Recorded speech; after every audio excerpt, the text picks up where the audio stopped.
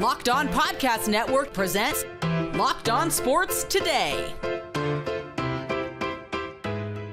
The Philadelphia Phillies are rolling as they head into the divisional series. Can they shock the Atlanta Braves? Also, there's trouble in paradise for the Bears, and the Minnesota Twins get the playoff monkey off their back. I'm Ross Jackson in for Peter Bukowski, and you are Locked On Sports Today. I'm Peter Bukowski, starting your day with the can't-miss stories and biggest debates in sports. You're Locked On Sports Today. Searching all major sports. Found. Let's start with the biggest story.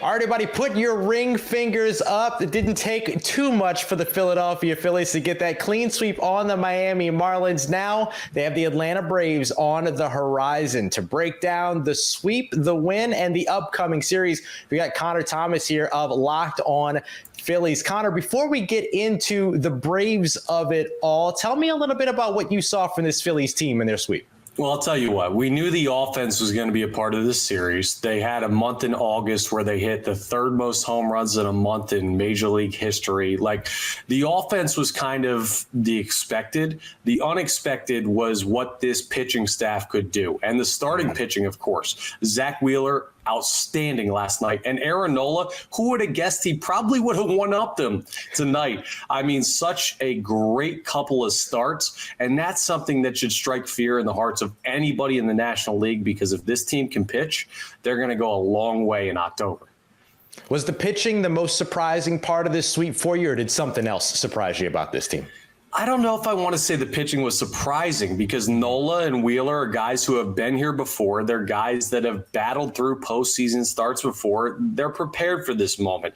Honestly, I think the thing that surprised me most is the calmness of a team that's been so up and down all year. It's almost like they prepared for October and October alone. And you saw inconsistency throughout the year with the Philadelphia Phillies, but through the first two games of Red October, they've been as consistent as you can get. I mean, they're showing up, they're battling through at bats, they're doing well defensively, they're getting big double plays and outs when they need them in the field. I think the surprising thing is just how comfortable they were in the moment, considering how inconsistent they were over the course of the 162 game regular season. All right, so you got a calm and comfortable team here about to go on up against the Atlanta Braves. Tell me why the Phillies can win this upcoming series. Wow, it's a great question, because Atlanta is a juggernaut. It's the same reason I was afraid of the Marlins. That divisional familiarity, a team that feels like they can beat you, is a dangerous team. And the Phillies, the last time they saw Atlanta was a road series down at Truist Park where they took 2 out of 3. I mean, if you believe you can beat a team, that's the first step. And the other thing, when we get to the X's and O's of it, of why they can actually handle them, the starting pitching is showing up. The bullpen has looked great, and on paper, the bullpen is talented for the Philadelphia Phillies. And the offense is one that the numbers over the course of the season won't really show you that they're the same team as the Braves. I mean, the Braves are one of the great offensive teams in the history of the sport, right, Ross? But when you look at the lineup and you match up the players, the names, the pedigree, this team might be the best team to compete with Atlanta, and that's why I feel like they have a really good chance coming up. All right, they've got a good chance, but what gets in their way? What's the thing that could end up leading to a loss and an inability to move past the Braves? Well, it's the long ball. I mean, you got to go down there in Atlanta and take care of business. And then when you come back to Citizens Bank Park, even if you lose to an Atlanta, you're still going to get a game at home. It's a bang box here at Citizens Bank Park. And Atlanta hits the ball out of the yard as good as any team in the history of the sport. So if you can get the pitching to a point where they can limit the long ball, you're in a good spot. But I'm worried about the Acuna, Olsen, and pretty much everybody else in that darn lineup's ability to hit the ball out of the yard. That's the number one thing you got to be worried about, is the long ball in this series. Stay up to date all year on the Philadelphia Phillies by subscribing to Locked On Sports Today and Locked On Phillies on your favorite podcast app and on YouTube. Thanks for making Locked On Sports Today your first listen. Up next, the Chicago Bears are in chaos. Can anything be done to fix it? But first, 49 days of football began last night. Snap into action this NFL season with FanDuel, America's #1 sportsbook. Right now, new customers can bet $5 and get $200 in bonus bets guaranteed. guaranteed. Now is the best time to join FanDuel. The app is easy to use, and you can bet on everything from spreads to player props and more. With Justin Fields, is he going to be able to lead his team to victory tonight? FanDuel has no faith in the Chicago Bears on the road against the Commanders, as Washington is favored by 6 points for Thursday Night Football on Prime. You can also combine bets within the same game to make even more money. Same game parlays are a great way to enjoy the game. So go and get your $200 in bonus bets, win or lose, now. Visit FanDuel.com/locked-on to kick off the NFL season with an offer you won't want to miss. FanDuel, official partner of the NFL.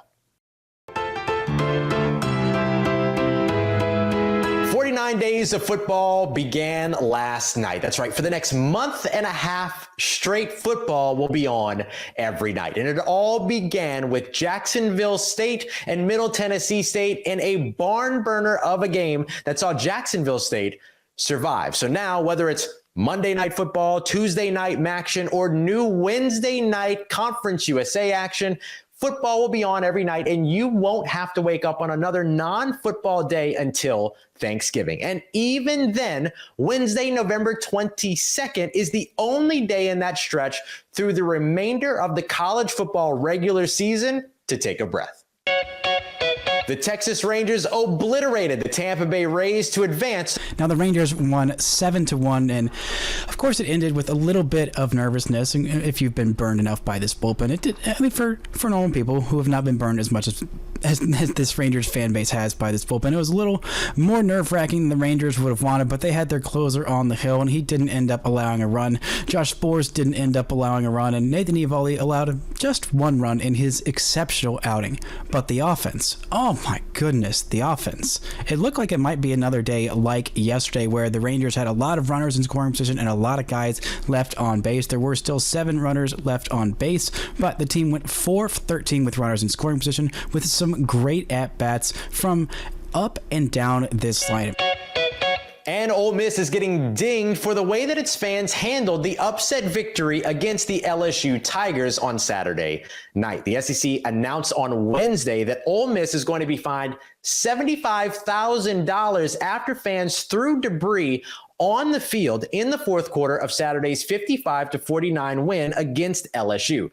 The penalty also comes in addition to a $100,000 fine levied against Ole Miss because fans stormed the field in the upset victory. And if you ask me, they absolutely deserve that, because if you're a fan of a ranked team, you don't storm the field for beating another ranked team. Act like you've been there before. SEC Commissioner Greg Sankey also decreed that Ole Miss must use all available footage and surveillance to identify those that partook in throwing that debris on the field. And anyone identified as having played part in all of that will be prohibited from attending Ole Miss athletic events for the remainder of the 2023-24 season. And if you ask me, I say good riddance. Well, it's been nearly a calendar year since the Chicago Bears have won a football game. And even though tonight they're going to be squaring off with the Washington Commanders, the questions in the Windy City aren't necessarily about the game, but instead about the coaching staff. Here to discuss more is Lauren Cox, host of Locked On Bears. Lauren, let's cut straight to the chase here. Matt Eberflus's seat is clearly hot, if not steaming, if not boiling. Does he survive the season? I'm not sure that he'll survive the week. That's where we're at this point with Matty Eberflus. Any given loss could be his last one. The problem with that is that the Chicago Bears as a franchise throughout their 100-plus year history have never fired a head coach during a season. They always wait until the regular season is done before they fire a coach. We thought maybe after such an embarrassing collapse against the winless Denver Broncos, one of the worst defensive performances in NFL history, and then the Bears blow it against that defense, that maybe that could be embarrassing enough for the Bears to pull the trigger. But then short week against the Commanders this week, not a great time to fire your head coach. Well, there's also never a great time to fire your head coach. So it's not as though but you have the extended week after the Commanders game, after the sort of, they call it a mini bye week there, that maybe it could be a little bit more palatable at that point. But I don't know. To me, firing Matt Eberflus is less about trying to make the interim be a better option, like you're going to win more games all of a sudden, and more about accountability and saying this is not acceptable and not what the Chicago Bears will tolerate from the head coaching position. But it's I don't think the Commanders game is going to be as embarrassing as the Broncos game in terms of just, you're expecting to lose the Commanders a little bit. Crossed, at least. Yeah. So why now is it all of a sudden better to fire him after week 5 than week 4? Like, I feel like they might still hang on because they've certainly sat through worse seasons than this so far. Yeah, and if they're hanging on here through the Washington Commanders game, is there a chance that a win against the Commanders maybe changes the narrative for them a little bit? To me, it's hard to envision a scenario this season that Matt Eberflus can still save his job. Like, sure, if they won every single game from here on out and finished with 4 losses, sure. Yes, but like, is there a realistic scenario here where the Bears win enough games to rebuild that faith in this coaching staff? At this point, I mean, it seems really unlikely to me. It certainly would extend his job to the end of the year and give him a little bit more security and maybe some kind of feeling like, there's something there, but it just doesn't seem like outside of some sort of miracle. It'll change the narrative of the season of like, are they going to go winless? So it'll confirm that, Sure, but right. Will they have the number 1 overall pick is kind of the bigger question than will Matt Eberflus find a way to keep his job? Yeah, and it's clear that Matt Eberflus at this point is not the answer at head coach. But have you gotten to see enough, especially after a franchise record-setting performance from Justin Fields, to tell you that he's the guy at quarterback? It's tough because I kind of feel like it's a similar conversation for Fields where, like, unless he has an MVP season from here on out, he's just not in a circumstance where the Bears are going to be in a position to justify keeping him next season. That if we're under the assumption that I think we should be, that Matt Eberflus is going to be fired, general manager, maybe not, but regardless, like the current GM, Ryan Poles, did not draft Justin Fields. The next head coach certainly will have not drafted Justin Fields. And so if you have for sure probably 1 top 5 pick between the Bears pick and the Panthers pick, maybe 2 top 5 picks between the Bears and the Panthers picks, I don't think whether it's this GM or a different GM and certainly a new head coach, I don't think they can go into this draft with a good quarterback class and not take one. Now, maybe they take a quarterback and still let Fields start next season as a bridge for them. But like the long-term future for Justin Fields in Chicago is bleak. The clock is ticking. It's a matter of whether they trade him, this offseason or next year, or maybe even at the trade deadline. But that one feels a little bit premature for me. Yeah, so it feels like some massive changes one way or another on the way for the Chicago Bears team, but they've still got a season to play out here. So let's take a look just real quick at this Thursday night football game with the Commanders. What would it take for the Bears to get a win against the Commanders? Listen, we have seen the Commanders give up 30 points a game over the last 3 games. Albeit 2 of those were the Bills and the Eagles, so not bad offense talking about here. But there is some vulnerability in this Commanders defense. Plus, I like Sam Howell, but young quarterbacks tend to go through ups and downs, and he's kind of alternating between up, and down, and we're due for a down from Sam Howell. So it's certainly not totally out of the question that the Chicago Bears could be the team that pulls off the upset on Thursday Night Football. But I think what it would take is certainly a lot fewer mistakes from the Bears, but also like the Commanders are going to need to help them. Like certainly if the Commanders could just take care of the ball and not beat themselves, they should win this game. But if Sam Howell makes a couple of ill-advised throws, maybe gets too confident, trusts his arm a little bit more, or maybe hangs in the pocket a little bit too long and somehow the Bears get a pass rush, a turnover here or there, or a big special teams play, like something like that can be just enough to push a Bears team over the top, that a team that has some talent, it just never really comes together. And I don't think anybody's expecting it to all of a sudden come together, but they have enough of something there. Like it's the NFL. Like they're still an NFL caliber team. Like you talk about like, oh, would they beat Alabama? That's always the yes, of course. Like, no, Alabama wouldn't stand a chance even against a bad Bears team. So there's not 0 here. They just can't do it for 4 quarters. Stay up to date with the Chicago Bears by subscribing to Locked On Sports Today and Locked On Bears on your favorite podcast app and on YouTube. Coming up, the Minnesota Twins finally get that playoff-sized monkey off their back. On Tuesday night, the Twins won their first playoff game. On Wednesday night, the Twins won their first playoff series in a very long time. Locked On Twins podcast hosts Luke Inman and Brandon Warren break down the Twins' big win. You don't get to October playoff baseball without some top-notch pitching, right? And if yesterday wasn't enough, Lopez versus Gossman in game 1, today we got to watch 2 more studs, Sonny Gray and former Twin Jose Berrios, who 4 or 5 years ago, that was our number 1 ace. So another familiar face and connection between these 2 teams. Sonny kind of had to fight his way out multiple times of a few jams. Blue Jays, by the way, left 5 runners on through the first 3 innings, but this was kind of a classic pitching duel in October early on. What do you see with Sonny and his battle with Berrios? How good were these two, especially early on in the game that was scoreless through 3.5 innings? Yeah, I think taking Berrios out was the unforced error of the series, not necessarily just game. And he looked incredible. I mean, he had a 2-to-1 strike to ball ratio, 5 strikeouts in 3 innings. I mean, he was absolutely dealing it. The Twins eating out of the palm of his hand. Statistically, I understand wanting to go to a lefty when the Twins have their fair share of lefties in their lineup. But honestly, the way things have gone lately, I feel like the drop-off wasn't that much in a swap out, and the Twins ended up pushing across those 2 runs against. Well, one was on Berrios' ledger, but both were off Kikuchi in terms of who was on the mound. And so, yeah, I just don't understand what the point was there. But anyway, Sonny Gray, terrific.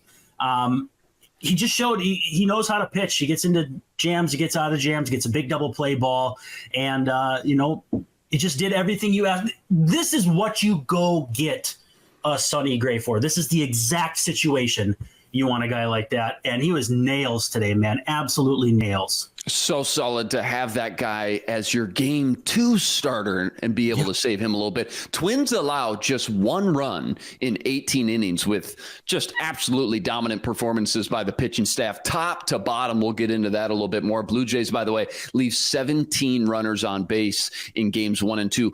You mentioned it, but perhaps the splash play of the game came in the top of the 5th. Runners on 2nd and 3rd. Blue Jays' best hitter up to bat. Big, bad Bo Bichette at the plate. Sonny Gray pulls off like the pickoff move of the century, man. I didn't know he had it in him. Snipes Vlad Guerrero at second base.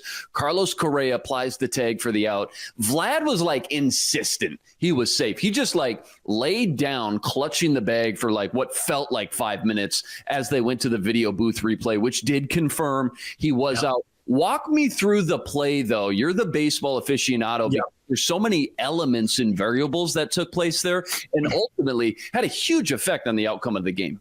So if you're the trail runner in that situation, you can't fall asleep. You want to get a good secondary lead to score the tying run, but you have to give to get. You have to be aware of the situation and that sort of thing. Whatever happened between Sonny and Correa, they have a tell, sometimes back in when I played, it was an open glove or some kind of flash thing on the side of the runner where then the pitcher goes 1, 2, 3 turns and fires without looking, and you trust that the guy is going to be there. Now, I don't know that the big leagues do it exactly the same as we did, way up in the sticks, but it's a play that is 100% dependent on indirect communication and trusting your teammate. Now, if that ball goes into the outfield, both of those runners probably come home and score, and it's a tie game, and we're probably not on the air right now. We're probably watching white-knuckled whatever's happening in extra innings. So the absolute stones it takes to pull off a play like that, incredible. It looks like a pickoff, a great pickoff, but the moving parts behind it, incredible. And finally, the NFL disagrees that it's overdoing it when it comes to its Taylor Swift coverage. After the Chiefs' last win against the New York Jets, the NFL changed its Instagram bio to read that the Chiefs are 2-0 as Swifties. And then their bio on X was changed to read NFL Taylor's version in parentheses. Now, some fans believe that the NFL is doing too much, and even Travis Kielce himself said that it's overdoing it a bit. But if you think about it, that might not necessarily be true. You see, Sunday night's game between the Kansas City Chiefs and the New York Jets without Aaron Rodgers was the most viewed Sunday show since the Super Bowl, with an average of 27 million viewers. So if you ask me, I don't think the NFL needs to change anything. Thanks for making Locked On Sports Today your first listen. Now go find your favorite team's Locked On podcast and make them your second listen. Coming up on tomorrow's Locked On Sports Today, will the Washington Commanders make short work of those Chicago Bears? So at least until tomorrow, stay locked on sports today. Locked On Podcast Network presents Locked On Sports Today. For more episodes of Locked On Sports Today, go to our video on demand. Click on Sports at the top of your screen. There, you'll find past episodes of Locked On Sports Today, plus other Locked On shows on demand.